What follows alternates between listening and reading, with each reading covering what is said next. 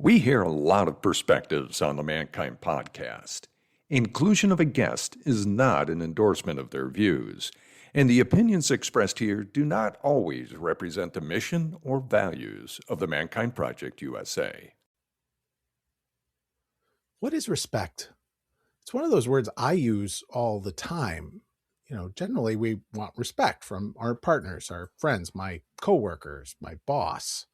Talk about getting respect in our families, in our communities, and certainly in men's work. I know when I feel respected, and I definitely know when I don't. But what if the conflicts I have around respect and that we have around respect aren't actually about respect at all? What if the real issue is that we're using the same word to mean very different things? That's exactly what today's guest, Dr. Julie Pham, set out to explore. Julie is the co-founder of Curiosity Based. She's a TEDx speaker, an historian, and author of the best-selling book, The 7 Forms of Respect. Through her research, she discovered something fascinating. Most people agree on how respect feels. We want to be seen, heard, and acknowledged, but we often disagree completely about what respectful behavior actually looks like. In this conversation, we explore Julie's framework for understanding respect, why curiosity is one of the most powerful tools we have for navigating differences, and how misunderstandings around respect show up everywhere, from workplaces and friendships to families and intimate relationships. We also dive into what respect means for men, how power and hierarchy shape our expectations, and why Julie thinks that beyond belonging, what many of us are really searching for is the feeling that we matter. This is one of those conversations that has a potential to change the way you think about every relationship in your life. I can tell you, it has changed the way I am thinking. I'm glad you're here. Welcome to the Mankind Podcast.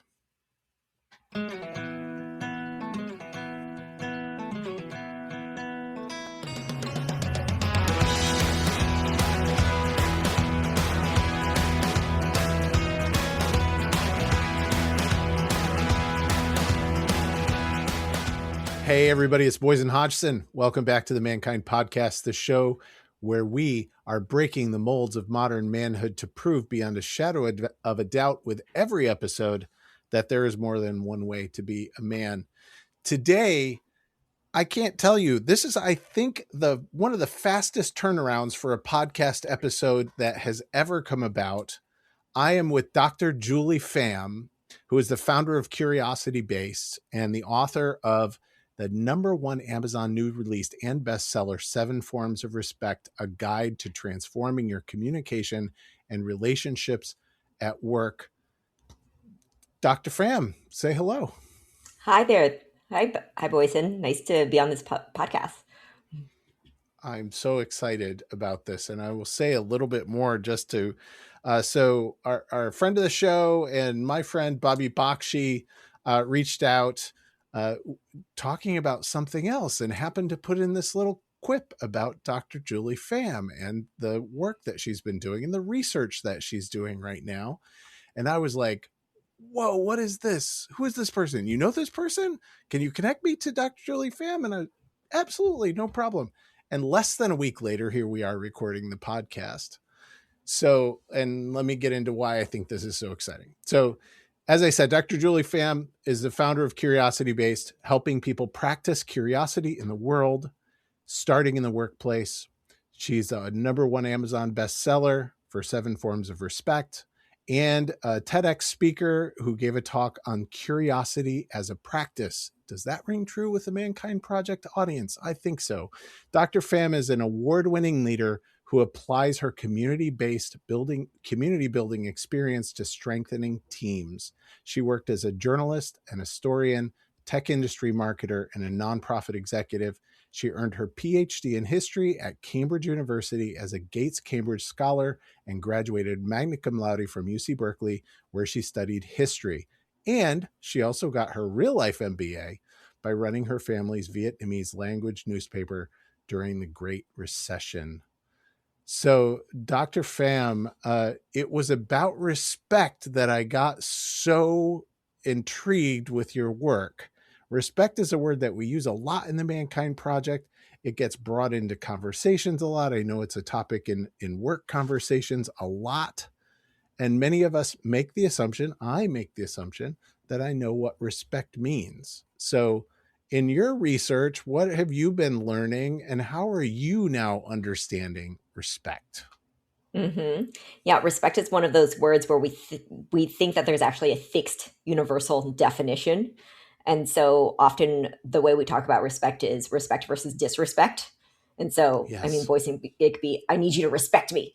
I need you to respect me. And we assume, and you could be, Julie, I do respect you. And we go back and forth. And what we haven't done is say, well, maybe we're defining respect differently. Maybe that's the issue.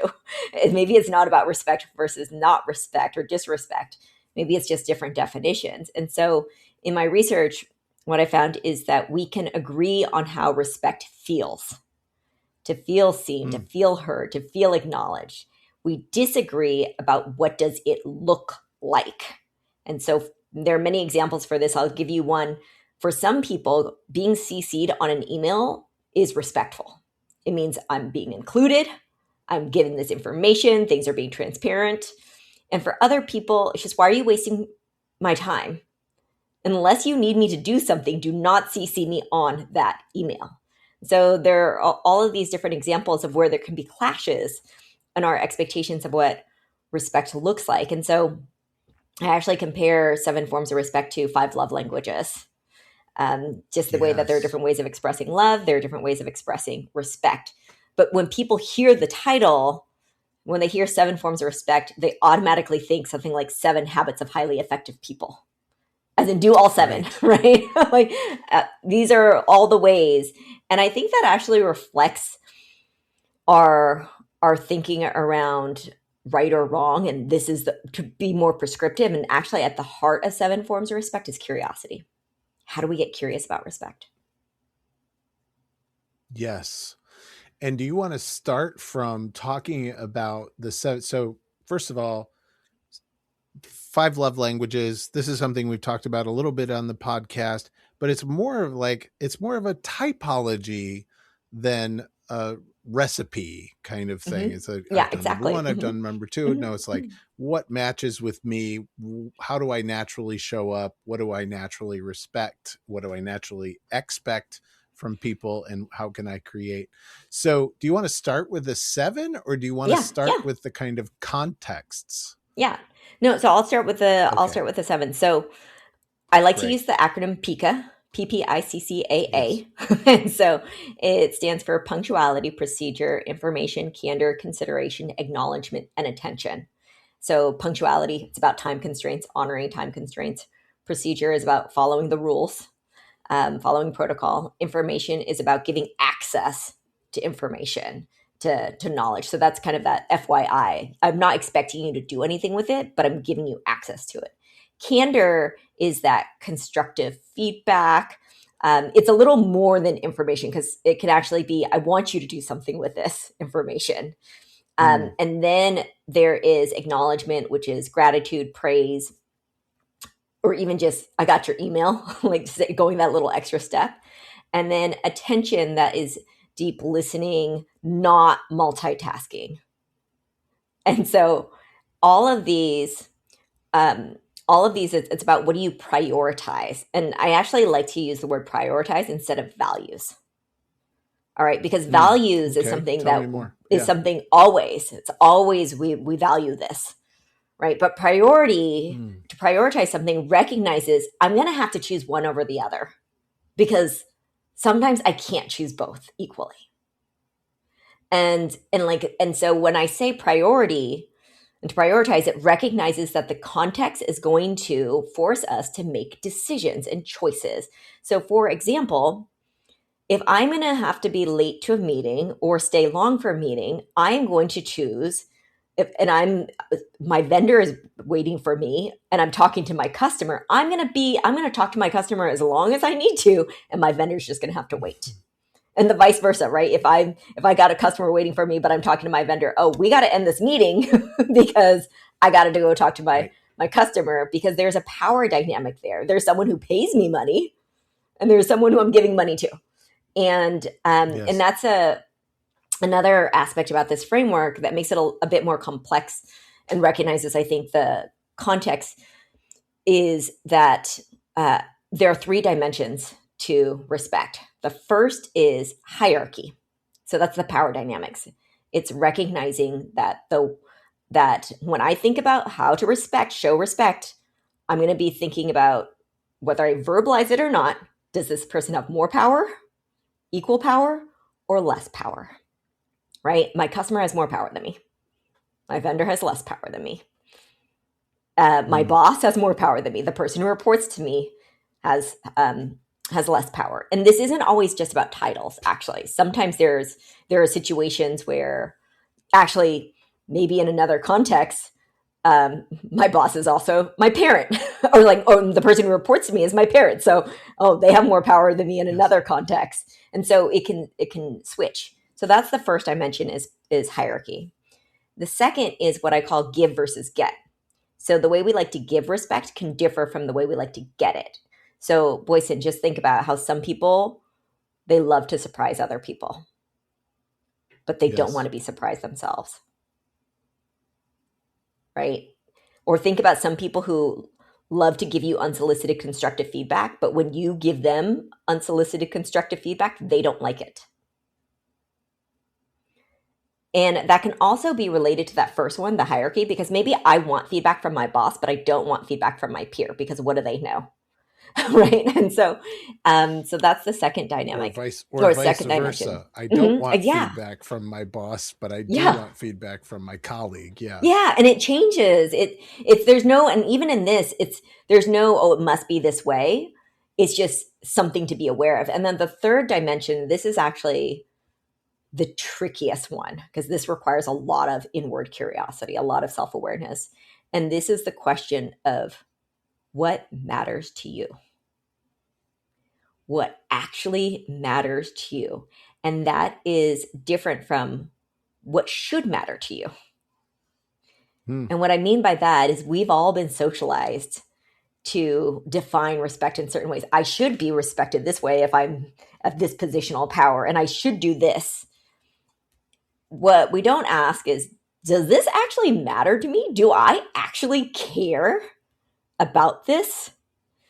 And that requires a lot of honesty because we might be embarrassed to admit what matters to us. So for a while, even for me, it took me a while to acknowledge that acknowledgement was important to me because it felt a little cringy. Right? I didn't want to admit it. And yet I had to be honest with myself. I'm the kind of person, hey, if I took time to write you a handwritten note, I kind of want an acknowledgement of that note. And so something back. Yeah, right? Something back. And I'll note if you haven't said something. And I have to be honest with myself there. And for other people, no, it doesn't matter. And sometimes they might even feel embarrassed by it. And so, and again, that can be complicated by I want acknowledgement from, say, my boss, but maybe it feels like someone's sucking up to me if it's someone who has less power than me. And so, again, it's about recognizing that there's nothing straightforward about this. And that helps people understand respect really is dynamic. And I'll just add one last thing because it's dynamic, it's relative, it's subjective, and it's contradictory. And the reason why it's contradictory, Boysen, do you always do what you say you're going to do? No. Right? Do you know someone who always does what they say they're going to do? I know people who get pretty close or who attempt to, but no, I don't think I know anybody who always does what they say they're going to do. Yeah. Right. And that's why it's contradictory. And we're human. I don't always do what I say I'm going to do. I mean to, I intend to, I want to.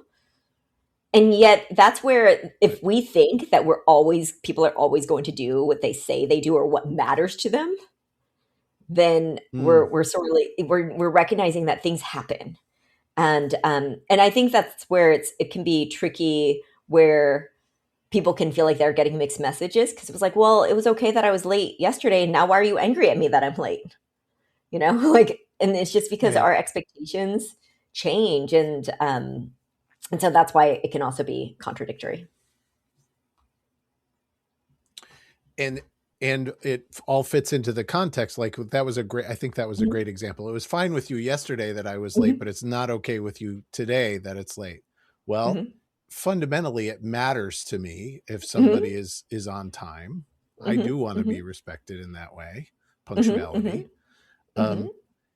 And the power dynamic, if this person has more power or less power, or whatever the relative position of power is, that's going to make it more or less important on a given day.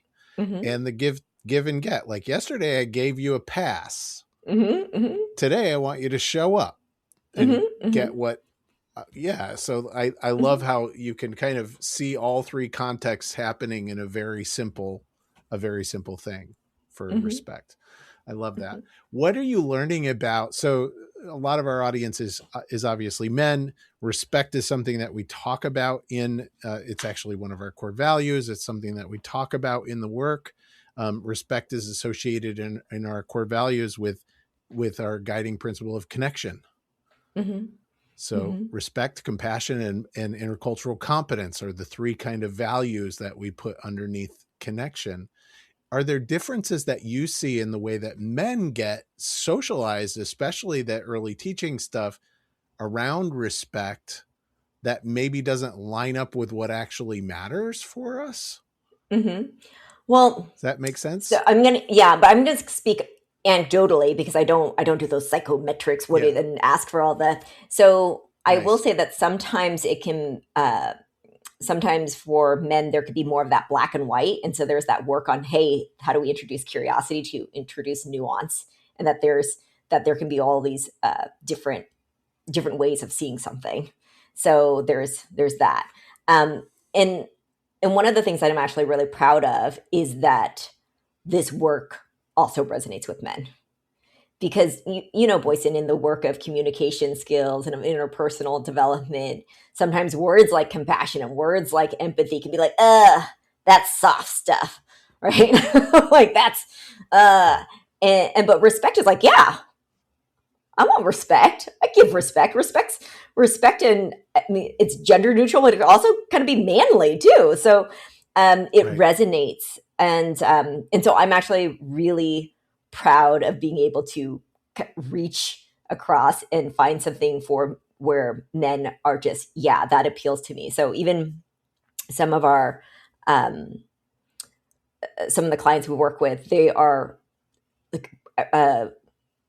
blue collar in the field, male dominated fields. And they're just, like, yes. And also the curiosity around it. Cause it's just, that helps people instead of saying nuance, it's just like, oh, there are multiple answers here.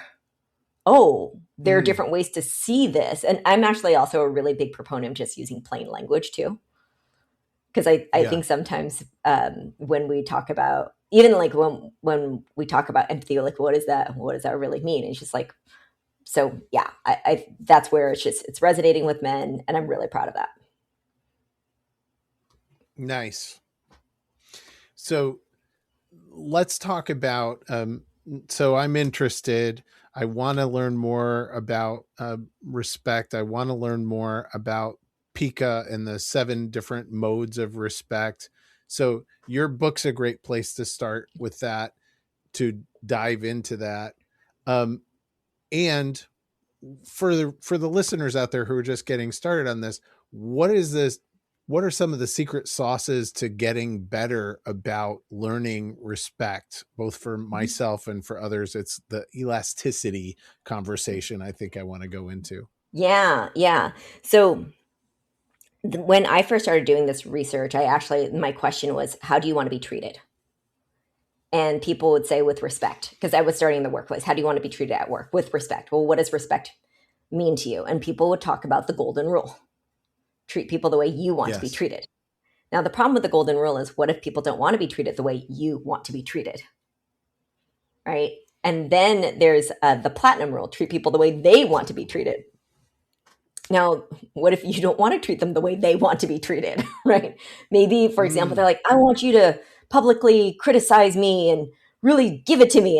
And I'm like, that's rude. I'm not going to do that. That makes me feel super uncomfortable. I know you want that. I'm not going to be able to give that to you, even if that's how you like to get respect. And then there's actually what I call the rubber band rule. And so I've actually got a rubber band here to illustrate. And so with the rubber band rule, it shows we stretch for people. We stretch for other people, right? Because we actually want to be respectful. So I'm constantly stretching. And when I mean I'm stretching, it's just like, it doesn't really matter to me, but I know Boysen likes it, so I'll stretch, right? So we're constantly, and then there's some things where like, I really don't like that. So imagine if you've got a boss who's just, I need you to send me a daily update on your work. And that feels super micromanagey to me, but I know that they need information, right? But after a while, man, I'm doing this. I hate this. I'm making up stuff so I could just look like I'm.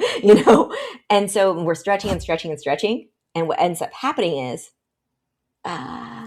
we snap and break like a rubber band. Yes. And so the rubber band rule is about knowing what are my breaking points? What's going to make me snap? And that's the thing. A lot of people actually don't ask themselves that. So Boysen, the first thing you've got to do is, how do I want respect? How do I want respect? I actually have to ask myself that, because you can't say people aren't respecting you if you don't even know how you want it, right? There's just this, it's just like, if we assume that other people share the same definition, then that takes away the responsibility of defining it. We actually have to take responsibility for defining it for ourselves first, and then also asking ourselves what matter, like why does that matter? Because oftentimes there are relationships that end because they're like, I was disrespected. But you know what? They don't even talk about it. Sometimes people just ghost. And they don't even, they're just like, I'm leaving. But did you actually say why? What bothered you? Did you ever talk to that person about that? Did you just leave that company saying that workplace was toxic, but you actually never had a conversation or even identified for yourself what's happening? So I think that the work starts with ourselves. The work starts with defining it for ourselves. Because at the core, that's actually self-respect. Ooh, that's good. Right? I need to respect myself. I need to honor my wishes and needs, and I need to know what those are. So I think starting with that, another question I really like to ask people is, who in your life and what experiences have influenced how you think about respect? So Boysen, I'm going to turn this on you. For you, who in your life, what experiences, who taught you about respect? Wow, what a great question. Earliest mentor was a man named Ray Sant, who I think I was about 10 when the first time I met him, and he was like an adopted grandpa for me. And he taught me about respect because he sat down with me and he would just we would sit in his living room and he would ask me actual questions about what interested me. And what I thought was cool. And then he would offer some kind of teaching. He would teach me about, here's the history of our town, or here's a little thing, or here's like, so he would give me like wise tips, but he actually just sat and listened to me, which I think was my first, like, oh, I feel respect. I feel, it felt respectful. I felt respected. And I can see that. I mean, that's now you have really cool. You have a podcast, so you're doing that with other people, right? Like that still continues. Yes, I love doing this. I love, right? And that early, you have that early modeling of that, him giving you attention, even as a 10-year-old, and he's an adult. The fact that he's saying like, you matter to me, and I'm going to pay attention to you. I'm not going to say I'm too busy with work or multitask or whatever. And so that is, we absorb messages about respect. And one of the things that we absorb it, which means if we are, that means other people are, right? Like other people also have different experiences. And what we are doing, other people are watching. And that part, I think we forget how influential we are. Or we forget, we can think of like, oh yeah, this person did this to me. And that's how, because sometimes we get messages of like, I don't want to do that. I learned about respect from bad models. And we don't think about how our people are watching our actions. Another thing, actually going back to the rubber band rule, We often think Yeah. about how we're stretching and accommodating for other people, but we might not, or we might forget other people are stretching for us. And we don't realize how much other people are stretching for us. Sometimes we often take that for granted. Thank you. One of the things I was thinking about leading into our conversation is one of our containers, one of our contexts that we create in the Mankind Project by virtue of what we do in the world is we do training programs, right? We do these really intensive weekend training programs where the staff, there's a very small core of leadership, hierarchical kind of leader. There's a leader and some co-leaders, then everybody else. And usually that's like 35 to 50 guys. All different walks of life, all different experience levels, all different ages are all coming together. And as soon as you described the rubber band rule to me, I was visualizing that room, visualizing a staff room on one of our weekend training adventures and the number of rubber bands that are all in the room together with, and then it's like, it's so clear. Like sometimes, bing, one rubber band will snap and then bam, bam, bam, bam, bam. 5 more will jump right off. I imagine that that's something that you see in workplaces all the time, right? That's one of the things that you're working with people on. Talk more about like groups of people. And I'm also really interested in homogeneity versus heterogeneity, like very mixed groups of people versus very kind of culturally homogenous groups of people. So I'll speak to the multiple the rubber bands first, and then I'll go to the diversity of the groups of people. So first is we have to recognize that how much we stretch, our stretchiness level can differ depending on the context. Even I'm way more stretchy at home than I am at work. Right? Like I will stretch for my family. Oh my gosh, the things I'm willing to accommodate for my family. Yeah. And that's also when we think about the what are we there for? It's just to be together. So I gotta stretch. And also, I mean, Boysen, one of the reasons why your work matters so much, the work of Mankind. I have 2 younger brothers, right? I don't have sisters. And I think a lot about how men are struggling now. And how having something like this language of like, oh yeah, rubber band, like I'm being pulled. So one is to help people also do self-aware of how stretchy I'm at work versus home and versus in different contexts. Because it's interesting when people are like, oh, you are so different in this context versus that context. And I also want to say that's okay.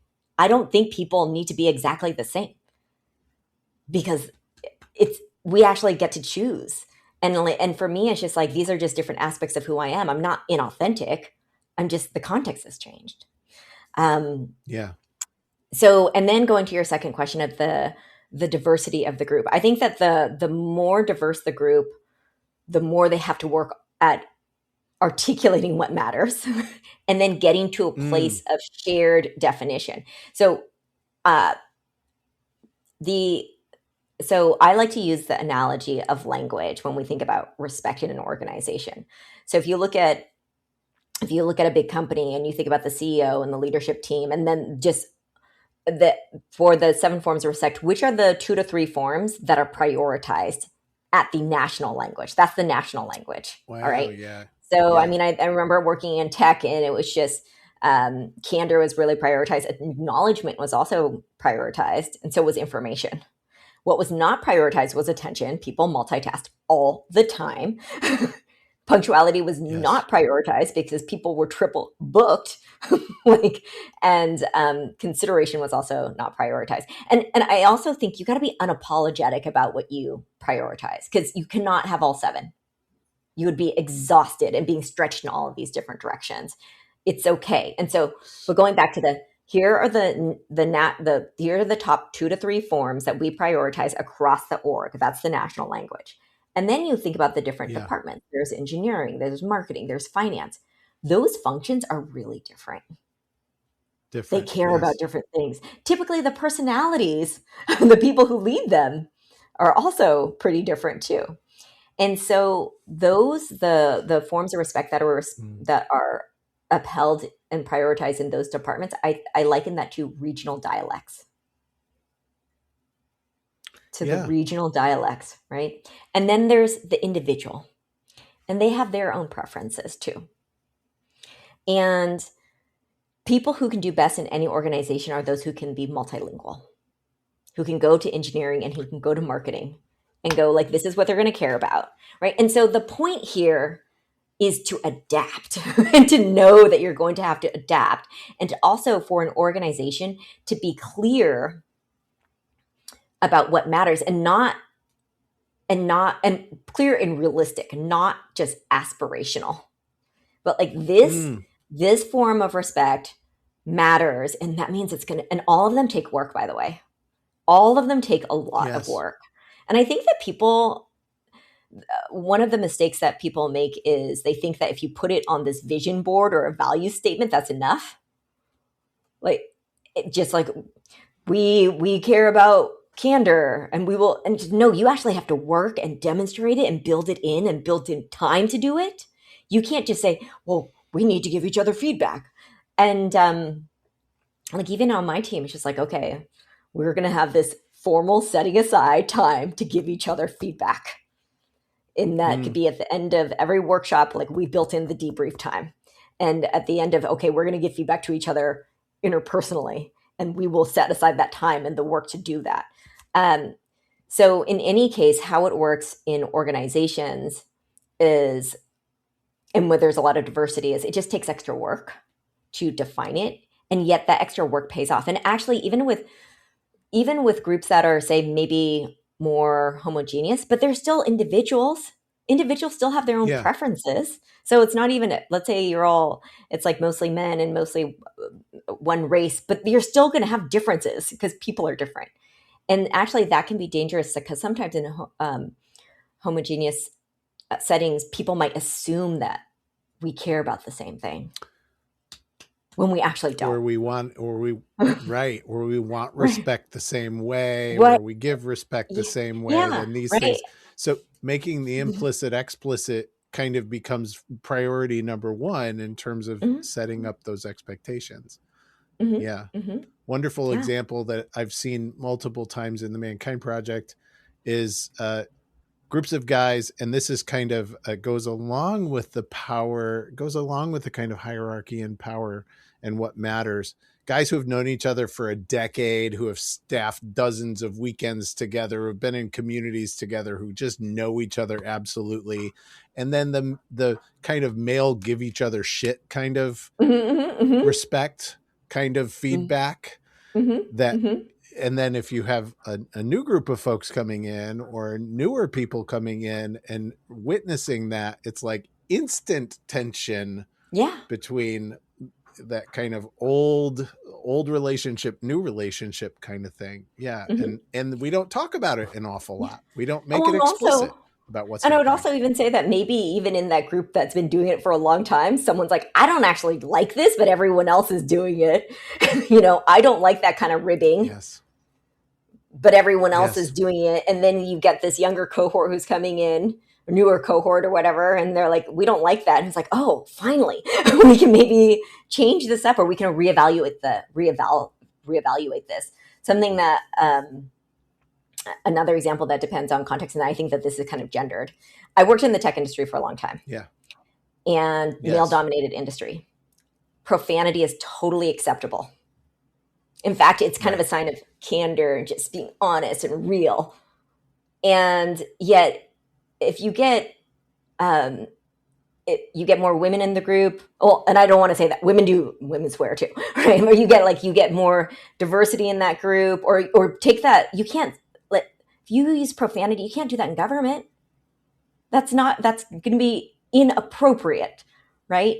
And so that context matters.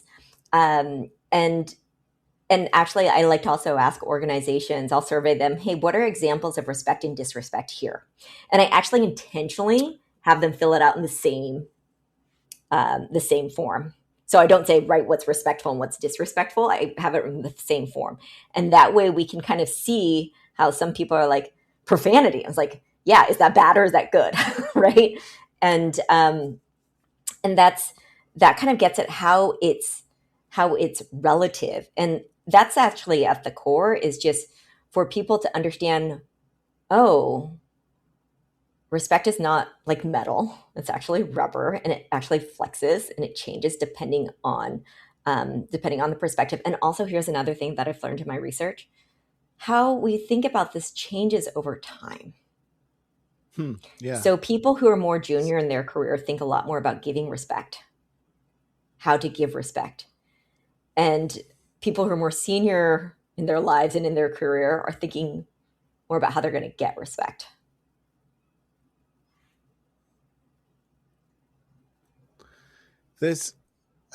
I'm doing structural analysis work in my mind as we're speaking about. So talk about generational shifts. So, I mean, that in workplaces all over the place, like that's one of the huge transitions, right? So, and I'm thinking about how, a Gen Z or a Gen Alpha gets and gives respects or expects respect versus my generation, Gen X, or the boomers who are sitting in the C-suites around the corner. So talk about generational. Yeah. Oh my gosh. That comes up. Actually, what was interesting today was I was presenting on this to a women's group, and I asked what are the factors that influence how you think about giving respect, and also what you think people notice about you in terms of giving respect. And what came above gender was age and generation. That was actually the highest ranked. It was age and generation. So attention is a really good example. I mean, I'm a Gen X, and you think Gen X, baby boomers. I mean, we grew up when phones weren't a thing, right? Like you didn't have. And so paying attention to each other without distractions is like, yeah, that's what you do. But you talk to someone who grew up with that, and she's like, I can listen to you. Why are you like, I can be on my phone and listen to you. That's not a problem for me.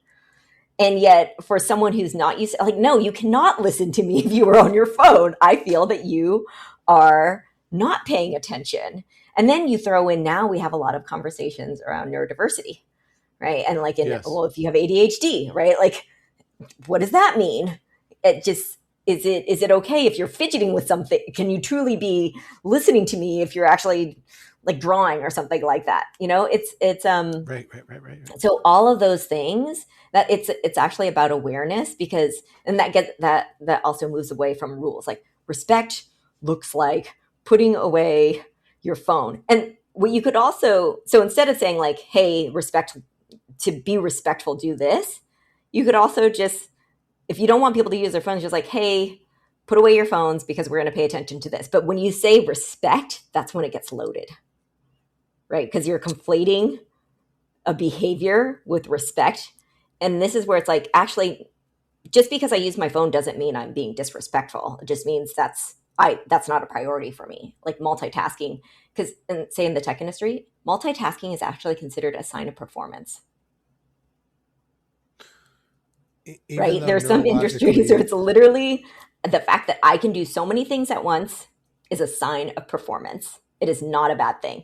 And that's why it's so important to realize that just what I think is respectful might not be someone else's idea of it. And if they don't do that, doesn't mean that they're disrespecting me. It just means we have different forms.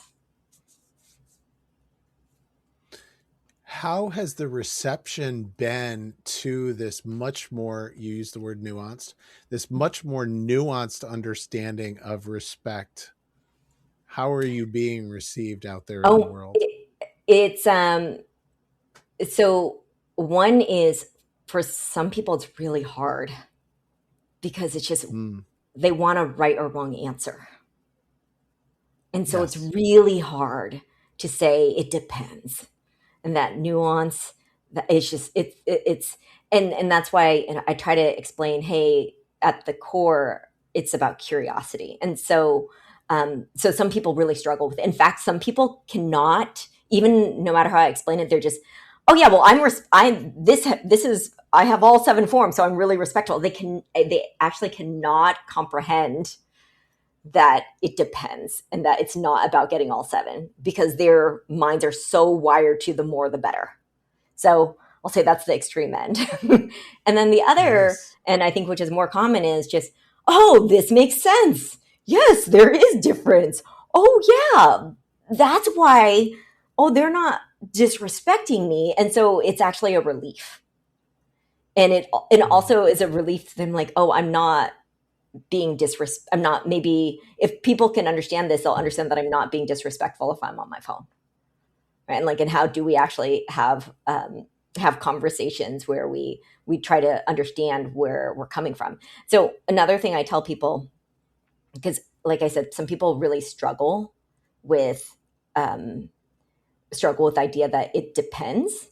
And some people also, their reaction is they think, oh, you're telling me how to be respectful. You're telling, and they hear it as 7 habits of highly effective people. They cannot not hear it that way. And so then my reaction to that is, if you don't think any of these forms resonates with you, that's okay. This is a starting point. Tell me what does. How does respect look like to you? Because I'm actually not trying to put people in a box. I am trying to start a conversation around respect and getting curious about respect, because you may say, like, yeah, these don't resonate.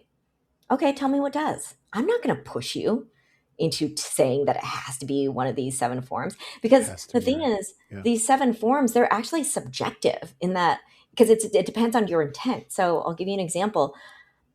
Using honorifics, saying doctor, or saying sir, or saying Mrs., right? Yes. Like, and this is where, if you just think that's what you're supposed to do, that is just, those are the rules. If someone has it, that's what you do. Then you prioritize procedure. But if you actually change depending on what you think that person likes, that's consideration. So you can use honorifics, but it depends on what form that you're adhering to, how to explain why you're using the honorifics. And so again, that kind of requires more thinking than just use honorifics. And I was like, well, okay, is it because you actually really value rules and that it gives you order? Or is it something else? And this kind of going back to reflecting how this, so for me, using honorifics, I'm Vietnamese American, and hierarchy is embedded in the Vietnamese language. I'm only who I am in relationship to someone else. I'm always trying to suss out, are you younger or older than me? Are you younger or older than my parents? So I know how to refer to myself, and I know how to refer to you. Do I refer to you as older uncle or younger uncle? Or do I refer to myself as someone who's just slightly younger, or a lot younger, or a lot younger, right? And that's just, so because of my background, I don't think hierarchy is that big of a deal. It's just order. But for other people, I mean, in American English, there's actually a lot of resistance to hierarchy. Yeah. Well, actually, I think in American English, it's more complex because we actually want it, but we don't want to say we want it. So that's another conversation, though, Boysen. So. Yeah, we're like in many ways, we're a deconstructing kind of culture. I have recognized the more different kinds of cultures that I've engaged with, that I make a lot less, and doesn't even feel like a stretch anymore. I make a lot less demands or assertions about certain things, right? In particular cultures, if somebody calls me Mr. Hodgson or sir, like if a white dude calls me sir, I'm like, no. Right? Like whatever for that. But now I've recognized that in my interactions with a lot of in the Puerto Rican culture or Dominican culture, when a younger man approaches me and calls me sir, I don't try to argue him out of it. I don't try and do anything. I just recognize, okay, he's been taught something. I'll just take that in and we'll just keep moving on. And also, if you're talking to someone from the American South, right? If you were talking to someone from the American South too, that could be, doesn't even have to be. And totally. And then darling applies, honey applies, sweetheart applies, like all of those different kind of terms of endearment, terms of which are honorifics in their own way in the South. Yes. So let's talk about power and control just a little bit? Because this is another thing that I think a lot of people talk about respect, and what they actually mean is control. Mm-hmm. Do you think about that? Is that something that Give you me run an into? example. Like What are you when I thinking of say, when? Yeah, well, give I me an want you to example. respect me, Oh, means I want you to do what I want you to do, mm-hmm. Mm-hmm. Mm-hmm. rather than I want to have some. It's non-relational. It's actually just kind of about the power of it. Mm-hmm. Mm-hmm. Well, I mean, then I would actually go, is it because they think that, say, going back to that hierarchy, right? Like I have positional power Yeah. here. So for Right. you to honor that positional power, so it's actually not even about me, it's about my role, right? And so that goes back to the procedure, right? Because it's like, and because that same Yes. person, if they are with someone who is much more powerful than them, they would probably be like, oh yeah, and that's what I'm supposed to do. So, and then there's a difference of like, I'm saying that because of my positional power versus, are you saying that because you think that you've done something really great and that you deserve that, right? It's maybe not because of positional, like formal positional power, but like, but you should honor me because I'm doing so would recognize my achievements. Mm-hmm. Mm, So, and that like yes. actually is not then necessarily about control. That could be more about acknowledgement too. Acknowledgement. Mm-hmm. Yes. Mm-hmm. That's good. And And I guess and all of there's, this is to get the conversation going, right? Why we talk about this word respect, and it's like, let's deconstruct it, and because actually in that deconstruction it gets at what's important to me and what's important to you, because how do you explain it? and then how can we negotiate together? How can we be in Mm-hmm. the curiosity together Yeah, to get and what we it's both, not. what matters to Yeah, us? yeah, and it's actually then, I know some people talk about compromise. I actually think it's what's going to make the most sense. So it's not like, okay, let's mash two things together and meet halfway. It's actually, all right, let's talk about a team. Like, I know that most people really care about punctuality, but we are an organization. If we're in an emergency services, it doesn't matter about being on time, right? It's about who needs the most care. So even individually, we might be like, be on time, be on time. But the fact is, we're not, because there are emergencies we have to deal with all the time. And once we actually release that and go like, look, punctuality is not going to matter here because of the nature of our work, even if we in our private lives like it, then it actually kind of releases us to go prioritize the thing that we should be prioritizing because that's actually the nature of the work. So again, that's not about compromise. It's actually about thinking deeply about what makes sense. Makes sense. Mm-hmm. So what matters to you? What matters to me? What makes sense to us? Mm-hmm. Are kind of really good curiosity questions Mm-hmm. that we can start with in this. Because it gets at what actually just being practical versus being kind of that moralistic, like this is what should matter, and this is what respect is. And like, well, let's actually like break it down and like, what makes sense? What can we actually do? What can we actually do consistently? And we're incentivized to do it because it actually makes sense for our shared work together, or our whatever our shared purpose is together. So good. Last question, and we touched on this in our intro. So one of the things that I brought into the frame was this idea of belonging that Mm-hmm. is very important to us in the Mankind Project. I think it's a growing kind of concern out there, is to talk about how we belong. And you were like, yeah, that's another one of those words. So talk about belonging. Mm-hmm. So I am a big fan of belonging, feeling that you're fitting in, feeling that you're accepted. Um, what I actually like more than belonging, or I prioritize more than belonging, I should say, is mattering. And so this is the idea that showing people that they matter, that if they are not there, then they will be missed, and that their words matter, that their actions matter. And so it's not just this sense of, hey, we're together and we feel good together. It's also that what do you truly care about? And then this is also we can't, just like with belonging, not everyone can belong, not everyone can matter. You have, maybe it's like, this is not the space where I matter, actually. So I'm going to go to another space, and that's okay. And that's all. It kind of goes back to like, how do we be unapologetic about what we are and what we need?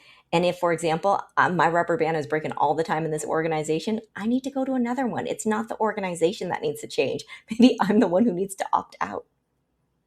So, yes, that's a kind of a roundabout way of getting at the belonging mattering.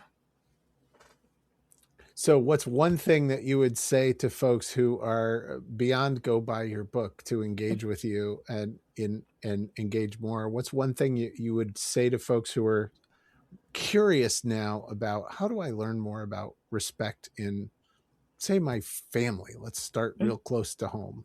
Mm-hmm. Well, so one of the reasons why I'm really excited to be on this podcast is because I've started to do research for respect outside of work.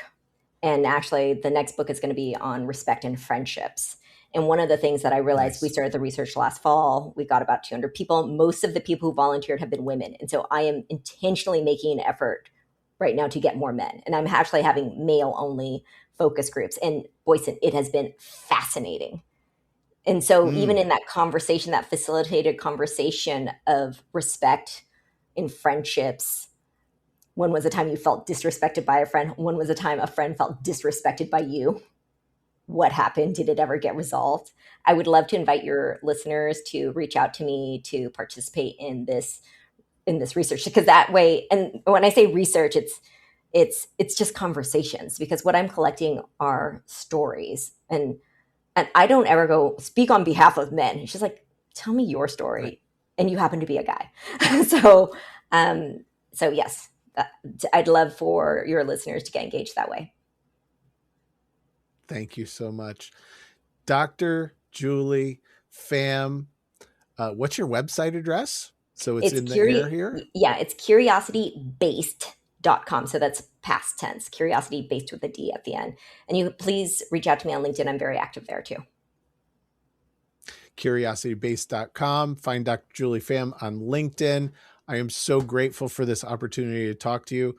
I have a deep amount of respect for the work that you're doing, and consider this as acknowledgement and also just receptivity for my curiosity. I love getting new information, and this was a lot of really great information. Thank you. Boysen, I so appreciated this conversation, and shout out to Bobby Bakshi too for introducing us. Go Bobby. Thank you, Bobby. This has been the Mankind Podcast, produced in association with the Mankind Project USA.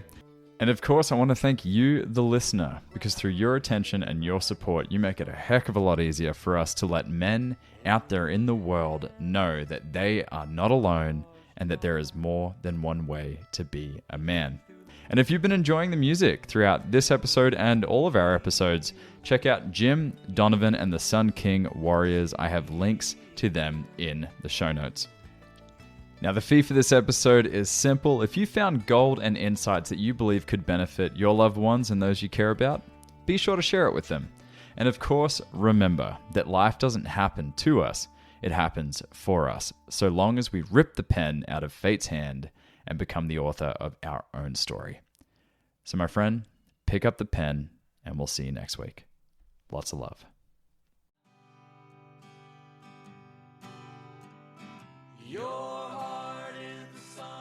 Hey, it's Boysen. On the Mankind Podcast, we've brought some incredible guests on to talk about the importance of doing the work to improve our mental and emotional health. And here's the truth. Multiple times over the last 25 years, I've had the help of one-on-one work with some amazing therapists. For me, for my wife, for both of us as adoptive parents, and for our kids. The Mankind Project and Men's Group, though awesome, are not a substitute for professional mental health support. And so I'm thrilled that the Mankind Podcast now has BetterHelp as a sponsor for the show. BetterHelp works online. It asks you what you're working on and then matches you for live one-on-one sessions with a licensed therapist, someone trained to work with you, listen, and offer helpful insights. I'm using BetterHelp. It's super easy, and I like what I'm getting. If getting one-on-one support in the comfort of your own space feels like a good direction for you, I invite you to check it out. Go to the link in the show notes or betterhelp.com/mankind. And if you sign up, you'll get 10% off your first month of therapy.